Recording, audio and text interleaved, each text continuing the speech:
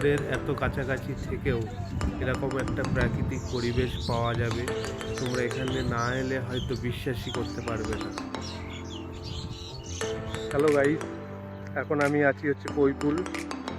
আর আমরা বারবার কৈপুলে আসি কারণ এই ওয়েদারটার জন্য। তোমরা দেখতে পাচ্ছ চারপাশে ভেড়ি আর একদম ফাঁকা ওয়েদার। এই দেখো পুরো রাস্তাটাই একদম কাদা কাদা হয়ে আছে। আর এখানটায় এত মানুষ ঘুরতে আসার কারণ হচ্ছে এই প্রাকৃতিক সৌন্দর্যটা। পুরো একদম ফাঁকা রাস্তা, নিরিবিলি পরিবেশ। এখানে ঘুরতে আসার একটাই কারণ হচ্ছে এই প্রকৃতি।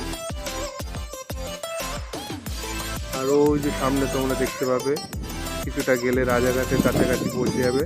সামনেই চৌমাথা আছে, রাজারহাট চৌমাথা। তার কিছুটা আগেই ভিতরে এই জায়গাটা কৈপুল নামে পরিচিত, খুবই ফেমাস একটি জায়গা।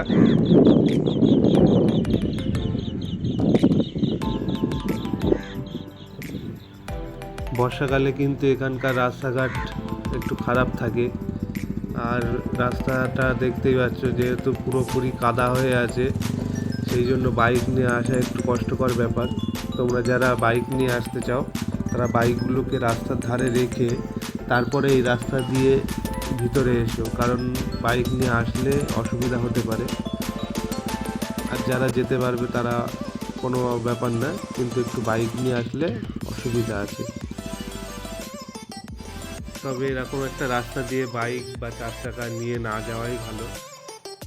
তোমরা দেখতেই পাচ্ছ রাস্তার কন্ডিশন খুব একটা ভালো নয়। আর ভিডিওটা তোমাদের কেমন লাগলো অবশ্যই একটু জানিও। আর যদি ভিডিওটা ভালো লাগে লাইক কমেন্ট করে দিও।